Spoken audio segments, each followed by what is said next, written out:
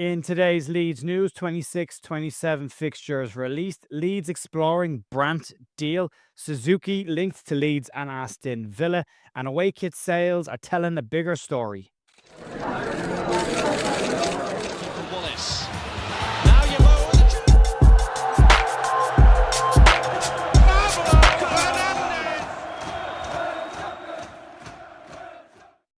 Hi folks, welcome to the Leeds View, Friday the 19th of June with your Leeds United news. Apologies about the lateness getting this out. As those who listened to the podcast can gather, we've had some massive audio problems. We're still not fully fixed, but hopefully this is passable at best right now. We're trying to just fix up. There's some issues somewhere. There's a bug in the system somewhere. I don't know where it's coming from. But you can check out the podcast from last night. There's a tiny echo at the back end of my piece on it. But if you want to get me and Paul's take on loan, keep and sell of the current squad as we get ready to talk about next season, you can check that out if you want to. We do have a bit of news to get stuck into today. We're partnering with Fanatics and Leeds United officially. So if you want to get the new Leeds United kit, you can do so through our links down below in the description if you want to do that. More detail on that towards the back end of today's video. But it has been a busy morning. There is some chunky stuff out worth talking about. And we'll start off with the 26-27 fixtures being released. So it's usually signals the start of a new Premier League season. We're getting closer and closer by the week.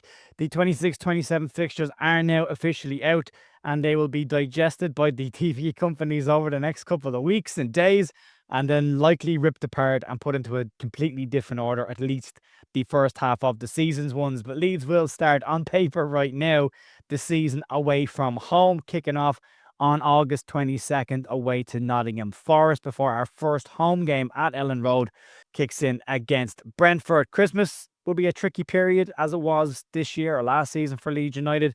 December sees Leeds away to Manchester City before home games against Ipswich, away to Liverpool and home to Fulham, finishing the month with back-to-back away games, away at Villa and away at Hull City, so not too far to travel, at least for the Hull City game.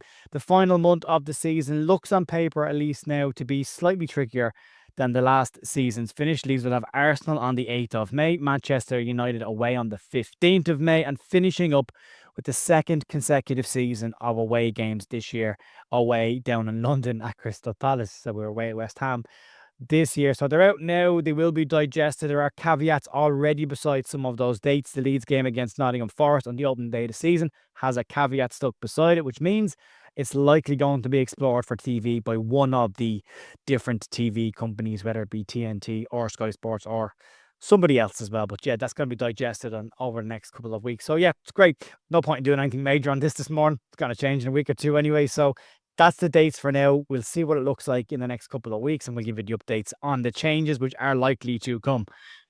Be warned. Right, let's move on top of a major transfer story this morning. So a very strong transfer story that's come out early this morning. There's a little bit more detail come out in the time frame it's taken me to get this video out today.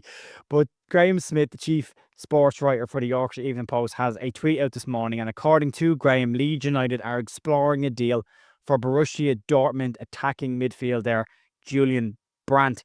Now, Brandt's deal at Dortmund does expire at the end of this month. He will be a free agent and he will become available for the first time in 10 years, finishing up with Borussia Dortmund. The attacking midfielder is now 30 years of age, but that doesn't mean anything. So before anyone says anything about that, we signed Pablo Hernandez at 31 years of age. He got 10 goals and 4 assists last season in the Bundesliga. He had an injury hit season the year before that, but last season, pretty solid outing by him, and he can operate as a 10 or a number 8, but would give Leeds something in that number 10 position that they don't have, at least right now. Graham Smith's post read as follows: Leeds United are exploring a deal to sign Borussia Dortmund attacking midfielder Julian Brandt, free agent. Plenty of good offers on the table for him. Believe he has Champions League interest too. Would be a fantastic bit of business. Smith went on in his later piece today to give a little bit more detail around Brandt himself, and he said the following: strengthening the middle of the pitch and the forward areas is key for Leeds this summer, and Brandt's versatility would be a huge asset. The German has played as a number 10 in central midfield on both flanks during his career and began at Wolfsburg, where he took him to Bayer Leverkusen before his €25 million move to Borussia Dortmund. Brandt's stellar career has brought in more than 80 Champions League appearances and almost 50 caps for his country. Leeds believe they are one of a number of options on the table for Brandt, with at least one Champions League club interested in snapping him up on a free. And this is the stuff we've been talking about for a couple of weeks now. Players winding down their contracts and given themselves the most amount of options to decide their own futures and not be pushed in a direction by a selling club. This is an interesting one because the important factor in this, and what should be listened to more than anything else in this right now, is the bit at the end of Graham Smith's tweet. There are plenty of offers on the table, including Champions League interest. So this is by no means an open goal or tap in for Leeds to get this one done. It will likely still be a tough deal. You would hope that Daniel Farke can convince Julian Brandt to come and play for him at Leeds United. It would be an excellent bit of business for Leeds to do. If Leeds could bring in the likes of a Harry Wilson and a Julian Brandt, both of them on a free transfer, that will let that extra kitty they've got this summer stretch a lot further and possibly help them with trying to bring in more creative options in that attacking third or a bigger caliber of player as well. So it is an interesting one. He's a player of real quality. He offers really good value in this situation, something we don't have. Genuinely have my fingers crossed on this one, but I don't like to get too carried away. There's still more ground to cover on this one, but it is interesting. The YP have got that.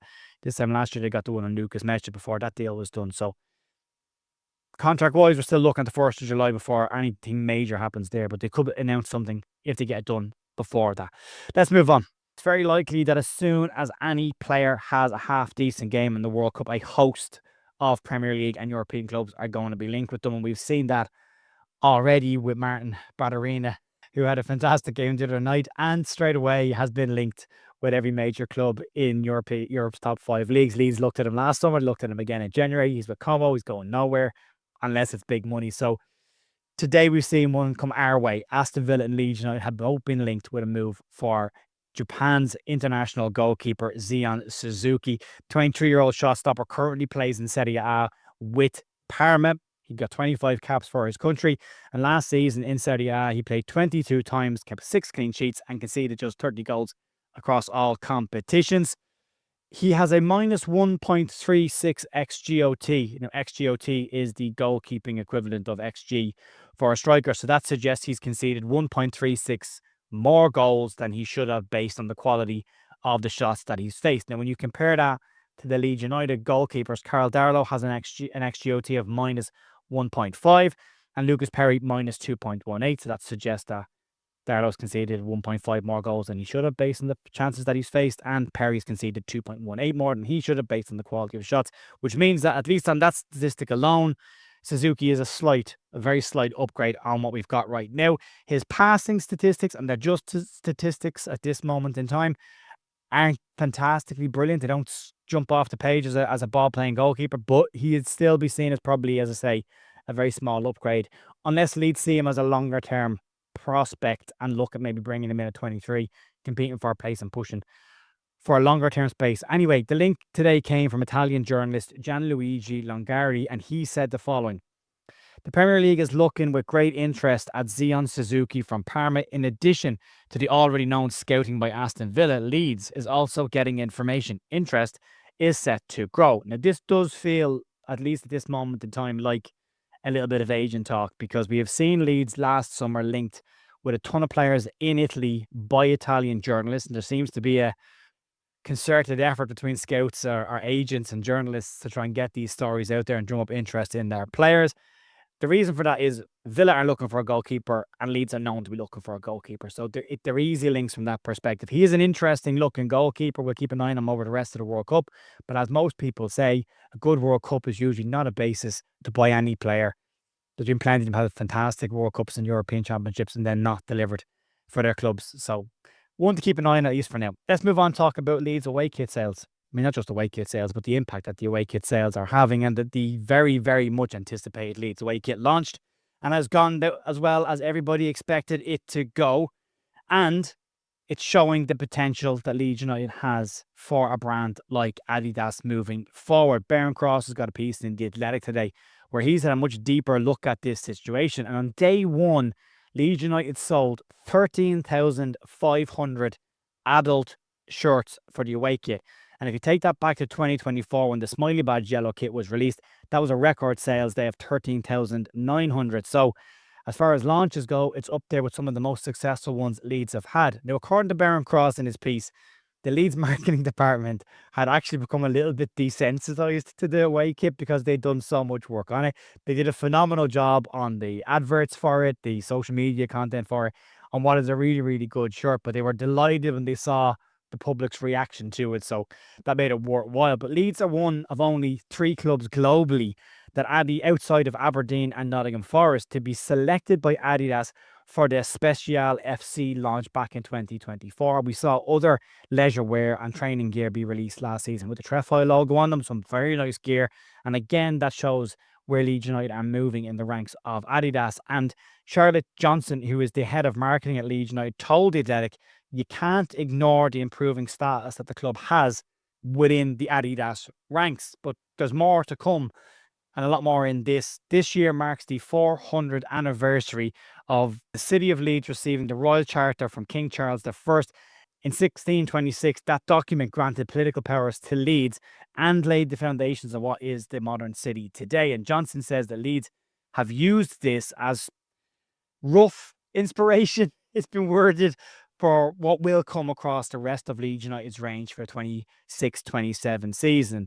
She was a bit vague on it, deliberately so. However, we do know from links that have come out around the third shirt that we're probably looking at a black-grey third shirt, and you might see some sort of a city print or inspiration of a city print in that. Hopefully it's not just vague fuzzy lines and there's something a bit more detailed in it. But the training wear has the Yorkshire Rose logo very much embossed on it as well. So there's a lot of strong stuff coming. But if Leeds get the third kit right this year, I mean, it's going to have the Red Bull logo in red in it, and that's going to be the problem. If Leeds can get the Red Bull to change their colour from red to blue on the home kit, they'll sell a lot more home kits. If they can do the same with the third kit, they'll sell a lot more third kits. But at the same time, if you're a brand and you know that shirt's coming far more often than the away shirts, then you're not going to change your logo on a home shirt. And that is the issue. But if they want to sell more shirts, and they are 10% owners of Leeds as well, that one would make sense. Anyway, let's move on. You can get the full piece, by the way, in The Athletic from Barron Cross. Let's talk about Harry Wilson real briefly. Right, so a very brief update on the Harry Wilson situation. Again, I don't like to jump too much into bookies stuff, but there is, well, as they say, there's no smoke without fire. Leeds United have now become the clear front runners to sign Harry Wilson this summer, if you base that off of the odds that the bookies are putting out there. Bet365 have moved Wilson's odds of a move to Leeds United down to 11-10 on to get done. Now, as I always say, that doesn't always mean anything. That just means that somebody is very confident of a deal, but maybe somebody does know something. We're 2 weeks away from that July 1st date. That's the PSR window, as well as when the contracts expire, or the day that these players all become free agents. So there's something there, but this does give you the impression, if nothing else, that somebody or several people are very confident that Leeds United will get Harry Wilson. There has been an absolute ton of rumours. We don't always cover the rumours and speculation around players linked to Leeds. I don't mean like this player's been linked to Leeds. I mean as in has been seen in this place, has been seen in that place. But there's been a ton of stuff floating around that Harry Wilson was seen at Thorpe Arch last week, that there was even rumours that a deal was already had been agreed with the club, and all of that. Now, I'm not one to jump into that because it is very much silly season right now. We do know that Leeds have a strong interest in him this season. We also know that Leeds, again, confirmed by Graham Smith today, that Shea Charles is another player that Leeds are interested in. We now know Julian Brandt is another player that Leeds United are interested in. So these are some interesting ones getting moving right now. We've had a lot of noise over the summer. It feels like Wilson, Brandt and Shea Charles are the most concrete ones right now. And if Leeds are going to get the likes of Wilson and Brandt on a free transfer, fingers crossed, and a big if they can get them done, then spending 20 million on the Shea Charles doesn't really impact the budget that much because you're getting 3 players in for around that price. So interesting time of the year we're getting into now. Leeds has started their moves this time last year. Obviously the World Cup and the SCR situation is delaying things just a little bit, but it does appear now that some of the stronger rumours are making moves, and Harry Wilson odds on now, according to the bookies, to join Leeds United. And that will change if somebody slaps $1,000 on Aston Villa to sign him. So, right now that's where it is. You can make up your own mind on what you think about this story. Folks, that'll be it for me today. You can check out the podcast last night over at that direction somewhere. And also, if you want to buy the Leeds United away kit this year, short, long sleeve, or the keepers kits, all the links are down below as part of our official partnership with Leeds United and Fanatics. You can check that out if you want it. Outside that, enjoy the rest of your day. I'll see you over the weekend for Transfer Talk. Mind yourself. Bye.